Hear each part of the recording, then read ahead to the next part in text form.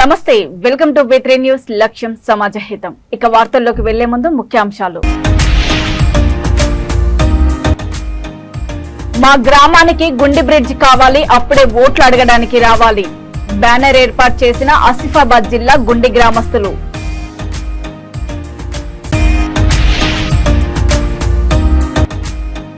B Pharm ఇస్తానని చెప్పి Congress party తనను మోసం చేసింది. బైంసాలో మీడియా సమావేశంలో డాక్టర్ కిరణ్ కుమార్ వెల్లడి.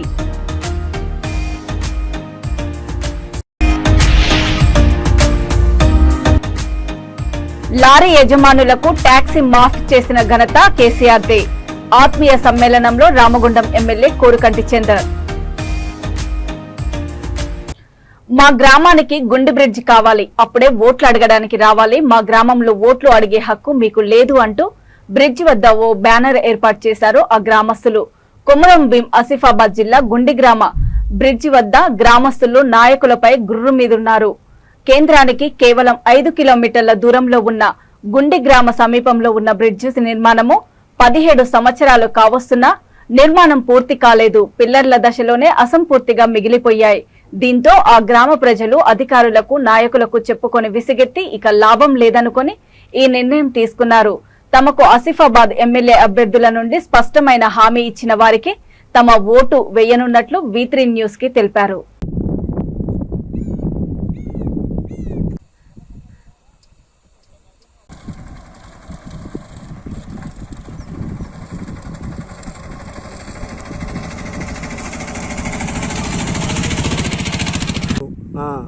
ఊరంతా వద్దంటుండ్రు.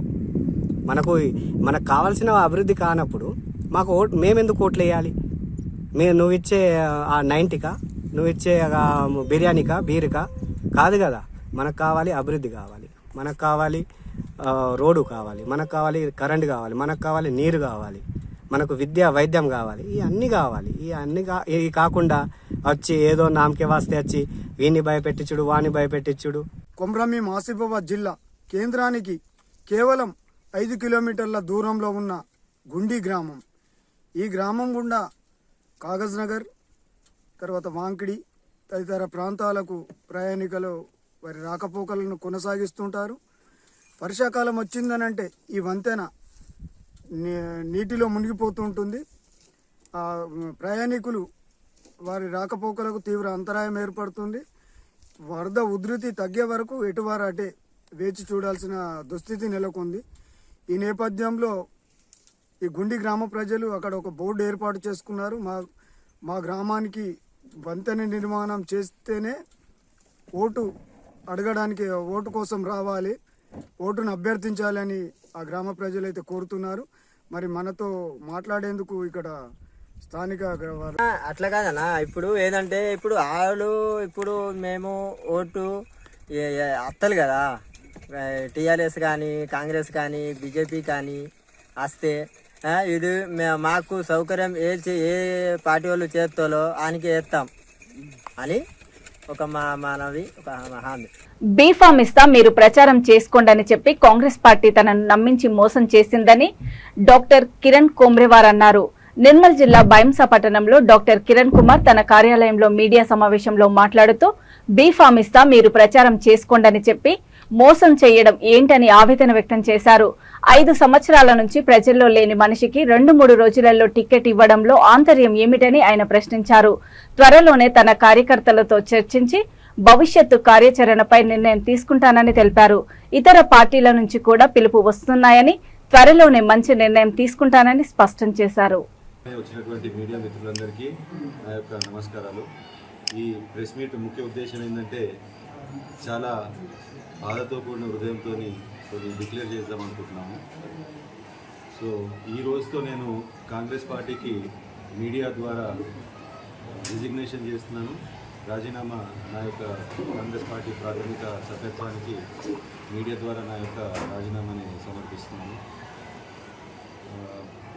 దీనికి గల కారణాలు ఏంటంటే ఎంపిక ప్రక్రియ ఏదైతే అభ్యర్థులకు జరిగిందో అది తీవ్ర అసంతృప్తిని కలుగజేసింది మా యొక్క కార్యవర్గానికి కానీ మాకు కానీ. దీంట్లో పారదర్శకత అనేది చాలా లోపించింది. ఒక బడుగు బలహీన వర్గాలకు చెందినటువంటి నన్ను మొదటి నుంచి మీరు పని చేసుకోండి, మీకే టికెట్ ఇస్తాము అని చెప్పేసి ఒక నమ్మకంతో ఫీల్డ్లో పంపించి 3 నెలల నుంచి మొత్తం అహర్నిశలు కష్టపడేటట్టు చేసి అధిష్టానం చివరికి మొండి చేయి చూపించి ఒక 2 రోజుల ముందు జాయిన్ అయినటువంటి ఒక పెద్ద మనిషికి టికెట్ అప్పచెప్పడం జరిగింది. సో దాని విషయంలో చాలా నిరాశకు గురై ఈరోజు కాంగ్రెస్ సభ్యత్వానికి నేను రాజీనామా చేస్తున్నాను. ఏదైతే కాంగ్రెస్ పారదర్శకంగా మేము సర్వేలు చేస్తాము, మీరు అప్లై చేసుకోండి, సర్వేల ప్రకారం టికెట్ ఇస్తాము, మీరు అప్లై చేసుకోండి అని చెప్పి అసలు అప్లికేషనే లేకుండా గాంధీ భవన్ మెట్లే ఎక్కకుండా అభ్యర్థిత్వానికి ఎటువంటి రుసుము కట్టకుండా ఉన్నటువంటి ఒక క్యాండిడేట్కి ఈరోజు ముదోల్ నియోజకవర్గం యొక్క అభ్యర్థిగా ప్రకటించడం అనేది చాలా దారుణం. సో దీంట్లో నేను ఈ కాంగ్రెస్ పార్టీ అనేది రేవంత్ రెడ్డి గారు వచ్చాక ప్రక్షాళన జరిగింది, యువతను ప్రోత్సహిస్తారు, కాంగ్రెస్ పార్టీ మారిపోయింది. ముందుగా కాంగ్రెస్ కాదు, స్కామ్లు ఉండవు, పైరవీలు ఉండవు అని అనుకున్నాను, కానీ మళ్ళీ పైరవీల భాగవతమే నడుస్తుంది. సో చాలా బాధాకరంగా తెలియజేసుకుంటున్నాను, నేను రాజీనామా చేస్తున్నాను. బీజేపీలో ఉన్న అభ్యర్థి కానీ కాంగ్రెస్లో ఉన్న అభ్యర్థి కానీ ఒకటే కుటుంబానికి చెందిన వాళ్ళు. సో ఈ కుటుంబాలకు నేను సపోర్ట్ చేయదలుచుకున్నాను. ఒకటి. రెండోది, ఎక్కడ ఈ మున్నూరు కాపు ముద్దు బిడ్డ ఈ బడుగు బలహీన వర్గాలకు అవకాశం వచ్చేసి ఎక్కడ వీళ్ళు సెటిల్ అయిపోతే మా కుటుంబాల యొక్క ఏమంటారు ప్రాముఖ్యత తగ్గిపోతుంది బైన్సా ముదోల్ నియోజకవర్గంలో అనే కుట్ర కూడా ఉందేమో అనిపిస్తుంది. ఆ మ్యాటర్ కూడా ఈరోజు వాట్సాప్లో వేరే వాళ్ళు రాశారు, అది చదివిన తర్వాత నాకు కూడా అది అనిపిస్తుంది అన్నమాట. సో పటేల్ బ్రదర్స్ అని రాశారు. సో వాళ్ళు బయటికి పడదని చెప్తాం, లోపల ఇంటర్నెట్ ఒకటేమో అని కూడా అనిపిస్తుంది. కాబట్టి మొదట అనుకున్నాం బీజేపీకి సపోర్ట్ చేస్తామని, కానీ ఇప్పుడు అది చేయదలుచుకోలేదు.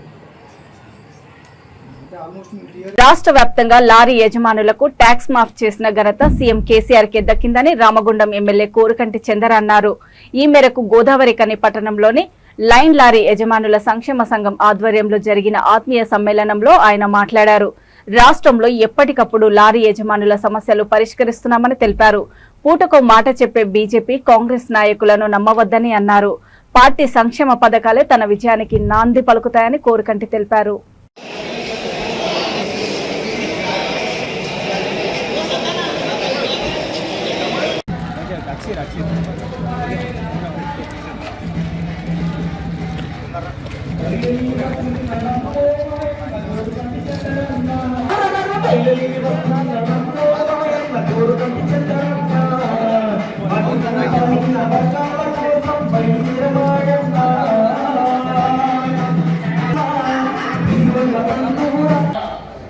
ఆత్మీయ సమ్మేళనానికి ఇచ్చేసినటువంటి గౌరవనీయులు మనం గౌరవాధ్యక్షులైనటువంటి కాంగ్రెస్ పరిపాలన చేసినటువంటి 11 సార్లు ముఖ్యమంత్రిగా ఉన్నారు, కానీ ఒక్కరోజు కూడా లారీ యాజమానుల కోసం ఆలోచన చేసినటువంటి దాఖలాలు లేవు.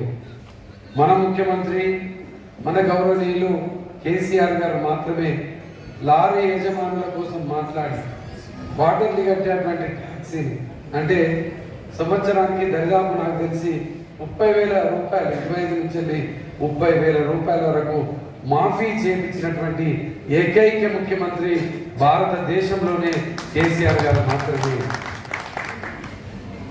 ఇది గల్లీ లీడర్ల ఫైట్ కాదు, ఇది స్ట్రీట్ ఫైట్ కాదు, రాష్ట్రానికి సంబంధించినటువంటి పోరాటం. ఈ ఎన్నికలు రాష్ట్రంలో ఎవరి పరిపాలన ఉంటే, ఎవరి పరిపాలనలో మనకు న్యాయం జరుగుతుందో ఆ సందర్భానికి సంబంధించినటువంటి ఎన్నికలు. ఈ ఎన్నికలు ఇలా తెలంగాణ రాష్ట్రం ఏర్పడిన తర్వాత 10 ఏళ్ల కాలంలో ఎంత గొప్పగా ఈ తెలంగాణ ప్రాంతం అభివృద్ధి పదంలో ముందుకు పోతున్నదో కూడా మీరందరూ కూడా కళ్ళారా చూస్తూ ఉన్నారు.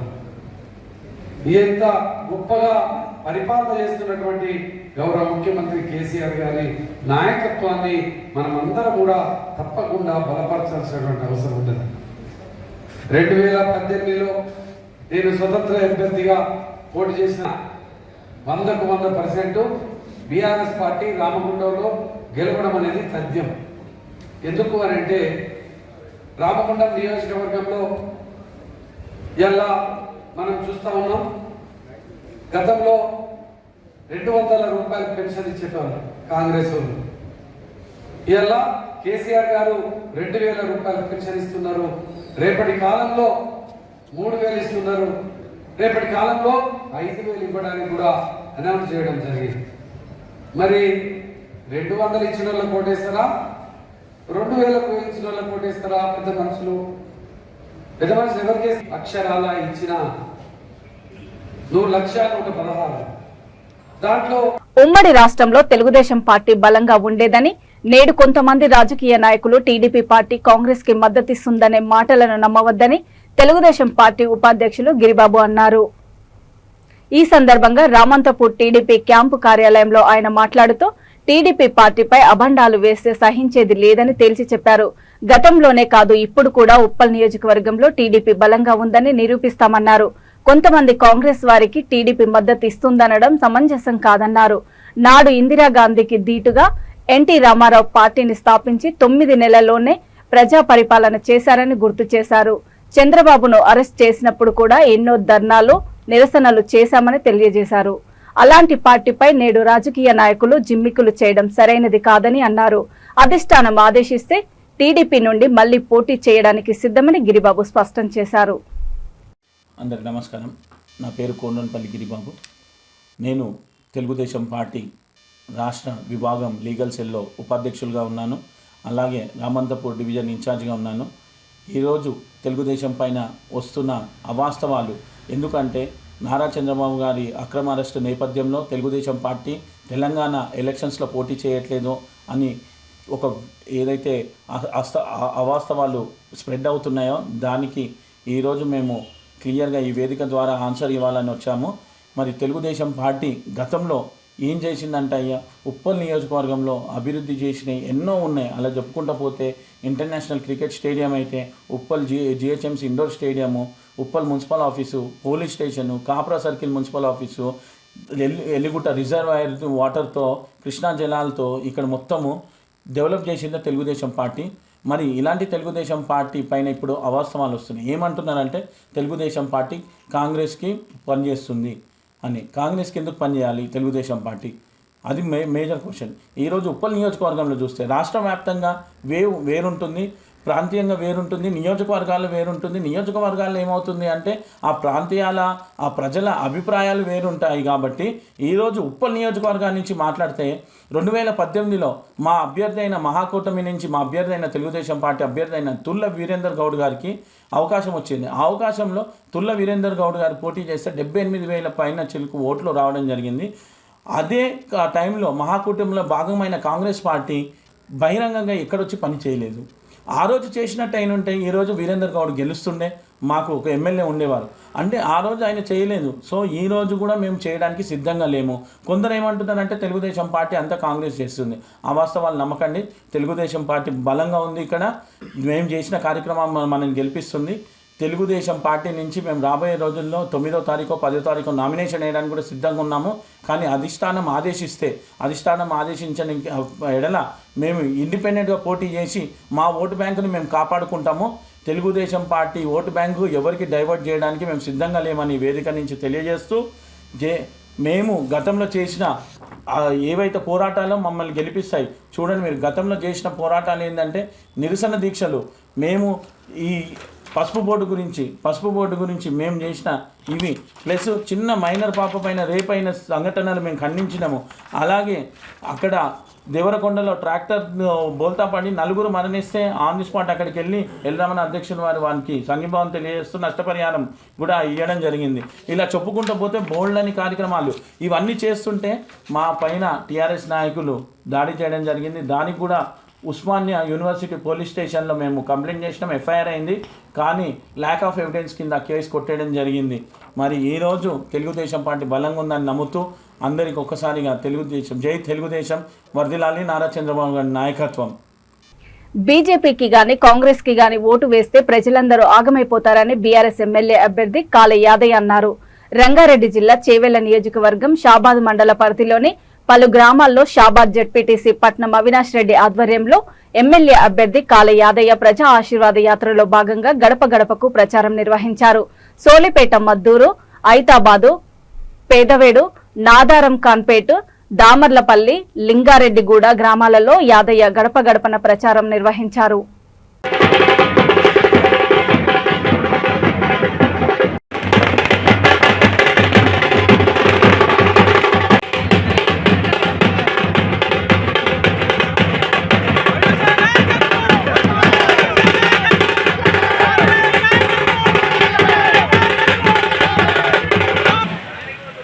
జడ్పీటీసీ స్థానిక జడ్పీటీసీ యువకుడు ఉత్సాహవంతులు యువకులు ఆశాజ్యోతి పట్నం అవినాష్ రెడ్డి గారు, పార్టీ ప్రెసిడెంట్ నరసింహరావు గారు, ఉద్యోగకారులు మున్సిపల్ అంజనేయ గారు, గ్రామ పెద్దలు మరి ఉద్యోగ కార్యక్రమం దృష్టిలో పెట్టుకొని మనం అందరం కూడా ముఖ్యమంత్రి గారికి అండగా ఉండాలి. ఈ ప్రాంతాన్ని మొత్తం మహేంద్ర మంత్రి అయిన తర్వాత శాబాన్ ఏరియాలో కూడా హైదరాబాద్ కానీ మాసంపల్లి కానీ చంద్రపల్లి ఈ గ్రామాల్లో అనేక కంపెనీలు తీసుకొచ్చి అభివృద్ధి చేయడం జరుగుతుంది. ఇంకా రాబోయే రోజుల్లో కూడా ఇంకా అభివృద్ధి కావాలని ఆస్కారం ఉంటుంది. గతంలో 65 ఏళ్ళు పాలించిన పాలకులు ఇలాంటి కార్యక్రమం చేయలే. 65 ఏళ్ళు పాలించిన పాలకులు రైతుల గురించి ఆలోచన రాలే, రైతు బంధు ఇష్టమైన ఆలోచన లేదు, రైతు బీమా ఇష్టమైన ఆలోచన రాలేకుండా అదేవిధంగా ఇవాళ కేసీఆర్ కిట్టు మరి రుణమాఫీ, కళ్యాణ లక్ష్మి, షాదీ ముబారక్, ఇంటింటికి మంచినీళ్ళు మరి నల్లదారు ఇచ్చే కార్యక్రమం ఎవరు కూడా యాద కాలే. ఇలా ముఖ్యమంత్రి గారు తెలంగాణ రాష్ట్రం వచ్చిన తర్వాత మొత్తం తెలంగాణ రాష్ట్రంలో ప్రజల కష్ట సుఖాలు నేరుగా తెలిసిన వ్యక్తి కాబట్టి పల్లె పల్లెకు యాదన్న ప్రజాశీర్వాద సభకు చేసినప్పుడు మేము మా ఊళ్ళో 80% ఓట్లు కంపల్సరీ ఉంటాయి. 2000 ఓట్లు అంటే 1600 ఓట్లు ఖచ్చితంగా యాదన్న కొనకి కారు గుర్తు చేశారు. ఎందుకంటే కేసీఆర్ చేసిన సంక్షేమ పథకాల గురించి ఊళ్ళో ఆడపిల్లల ఓట్లు కానీ మొత్తం 1600 ఓట్లతోటి మా ఊళ్ళో కనీసం 1600 అంటే 800 మెజార్టీ వస్తుంది. అంటే ఇప్పుడు చివరి కాన్ఫరెన్స్లో కూడా ప్రతి ఊళ్ళో కూడా అట్లే ఉంది. కంపల్సరీ యాదన్న పోయిన సంవత్సరం 33,000 ఓట్ల మెజార్టీతో గెలిచాడు. మా అంచనా ఎట్లుందంటే ఈసారి 50,000 ఓట్ల మెజార్టీతో గెలిచాడని మేము మాకు నమ్మకం, కంపల్సరీ నమ్మకం ఉంది.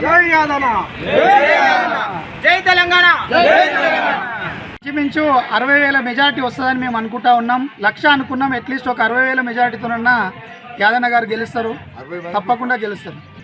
ప్రతి గ్రామానికి నిధులు ఇచ్చిండు, కొత్త నూతన గ్రామ పంచాయతీలకు బిల్డింగ్లు శాంక్షన్ చేయించుండు.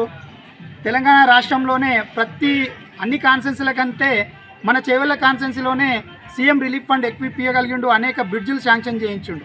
ఇంతకుముందు యాదన్న గారే ఉండే, ఆయననే బాగా పనిచేసిండు. ఇప్పుడు యాదన్న గారే ఉన్నారు, బాగా పనిచేస్తుండు. రేపు కూడా యాదన్ననే ఉంటాడు, ఆయననే బాగా పనిచేస్తాడు. ఎప్పుడు ఎవరు పిలిచినా పలుకుతాడు. ఒక ఆర్టీసీ బస్సు లాగా చేయి లేపంగానే ఆపుతాడు. లోకల్గా స్థానికంగా తన సొంత ఊర్లో ఉంటారు. 24 అవర్స్ మనకు అందుబాటులో చేవెళ్ళ క్యాంప్ ఆఫీస్లో ఉంటాడు. ఎవరు ఫోన్ చేసినా లేపుతాడు.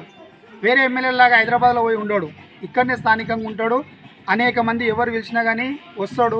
ఒక బోలేబాల మనిషిలాగా అందరితో. భద్రాచలం నియోజకవర్గం బీఆర్ఎస్ అభ్యర్థిగా పోటీలో ఉన్న తెల్లం వెంకట్రావు నామినేషన్ దాఖలు చేశారు. ఆయన బీఆర్ఎస్ పార్టీ నాయకులతో కలిసి జిల్లా రిటర్నింగ్ అధికారి మంగీలాల్కు నామినేషన్ పత్రాలను సమర్పించారు.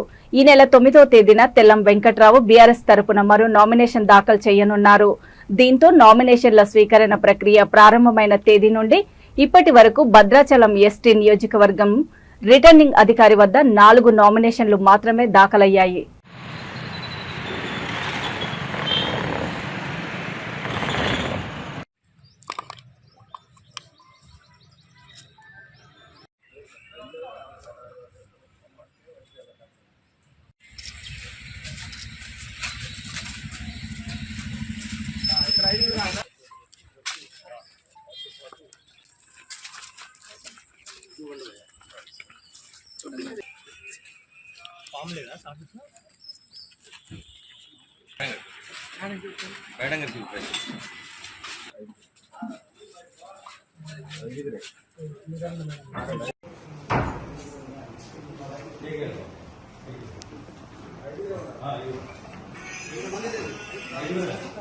జనగాం జిల్లా పాలకుర్తి కాంగ్రెస్ పార్టీ అభ్యర్థి యశస్విని రెడ్డి ఇంటింటికి బొట్టు కార్యక్రమంలో ప్రచారంలో ముందుకు వెళ్తున్నారు. ఇందులో భాగంగా పాలకుర్తి నియోజకవర్గం తొర్రూరు, లక్ష్మీనారాయణపురం, శాంతాపురం గ్రామాలలో ఆమెకు నాయకులు, కార్యకర్తలు, అభిమానులు కోలాటంతో ఘనంగా స్వాగతం పలికారు.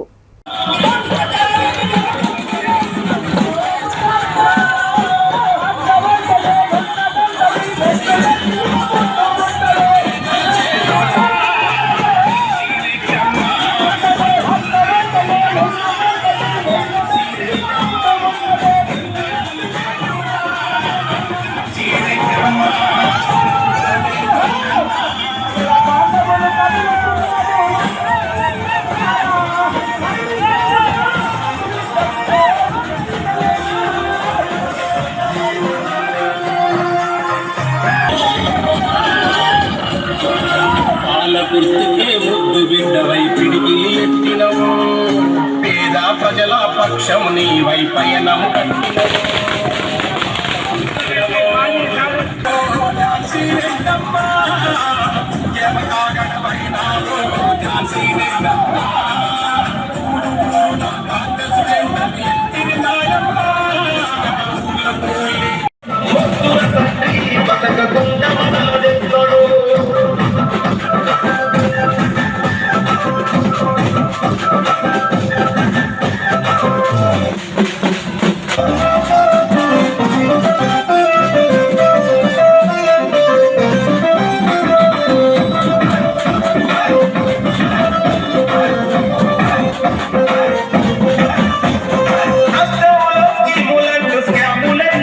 రాజన్న సిరిసిల్ల జిల్లా ముసాబాద్ మండలము కొండాపూర్ చిప్పలపల్లి గ్రామాల యువకులు బీఆర్ఎస్ నేతల ప్రజా యువ ఆత్మీయ సమ్మేళన సభకు భారీ సంఖ్యలో తరలి వెళ్లారు. ఈ సందర్భంగా ఆయన మాట్లాడుతూ 9 సంవత్సరాలలో మండలాన్ని ఎంతో అభివృద్ధి చేసిన మంత్రి కేటీఆర్ ను సిరిసిల్ల నుండి 1,00,000 మెజారిటీతో గెలిపించుకుంటామని బీఆర్ఎస్ నాయకులు అన్నారు.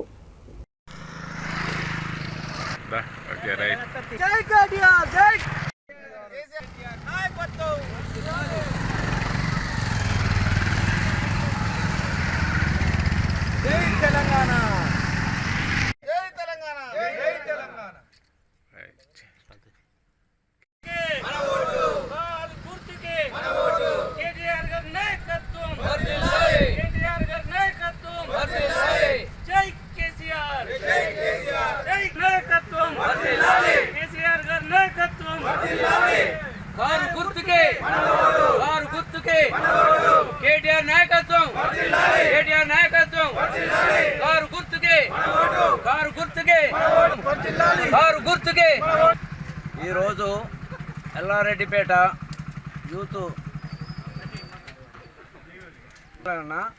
జరుగుతుంది కాబట్టి దానికి మేము కొండాపురం నుంచి ఒక 100 మంది యూత్ పిల్లలతోటి కలిసి ఎల్లారెడ్డిపేట పోగలుగుతున్నాం. సార్కు ప్రతి మా ఓటు తోటి సార్ను మెజార్టీతోటి గెలిపించాలని అందరం కలిసికట్టుగా మా ఊరు ఏకగ్రీయంగా అందరం అనుకొని మాకు ఇప్పుడున్న ఈ బ్రిడ్జి మీద ఏదైతే బ్రిడ్జి మీద నిలబడి ఉన్నామో సార్కు ఒక మాట చెప్పుడుతోనే అప్పుడు ఈ బ్రిడ్జి కానీ మన మానేరు నుంచి వర్షాకాలంలో పారని మానేరును ఎండాకాలం ఏషంగిలో కూడా పారుతూ మా కాలాన్ని పారని చెరువు ఏషంగి వారుతూ మా పొలాలకు నీళ్లు కానీ కరెంటు కానీ ఎన్నో పథకాలు కానీ చెప్పని రైతు బంధువు కానీ ఇటువంటి మన కళ్యాణ బంధువు కానీ చెప్పని పథకాలు కూడా కేసీఆర్ ఇవ్వడం వలన కేటీఆర్ నాయకత్వంలో సిరిసిల్ల ఎంతో అభివృద్ధి చెందింది. కాబట్టి మా కొండాపూర్ కూడా మాకు రోడ్లు కానీ బ్రిడ్జి కానీ ఇటువంటి ముఖ్యమైన పనులు ఎన్నో అయినాయి. కాబట్టి ఆయనకు మేము మా రుణం ఒక్కటే ఏం లేదు, ఓటుతోటి ఆయన పెద్ద మెజార్టీతో గెలిపించుకోవాలని కోరుచున్నాము. కారు గుర్తుకే సమ్మేళన సభకి ఎల్లారెడ్డిపేట వెళ్ళడం జరుగుతుంది. మా కొండాపూర్ గ్రామం నుండి పెద్ద ఎత్తున కేటీఆర్ సార్ గారికి అధిక మెజార్టీతో భారీ మెజార్టీతో గెలిపించాలని కోరుకుంటూ ఈరోజు మేము కొండాపూర్ గ్రామానికి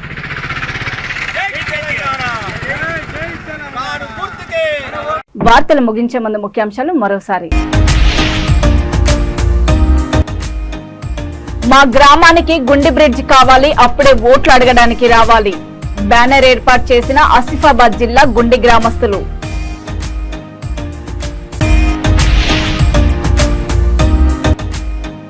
బీఫామ్ ఇస్తానని చెప్పి కాంగ్రెస్ పార్టీ తనను మోసం చేసింది.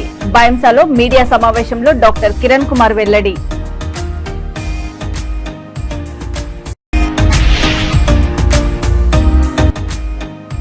లారీ యజమానులకు ట్యాక్సీ మాఫ్ చేసిన ఘనత కేసీఆర్దే. ఆత్మీయ సమ్మేళనంలో రామగుండం ఎమ్మెల్యే కోరుకంటి చందర్. చూస్తూనే ఉండండి V3 న్యూస్, లక్ష్యం సమాజహితం. నమస్తే.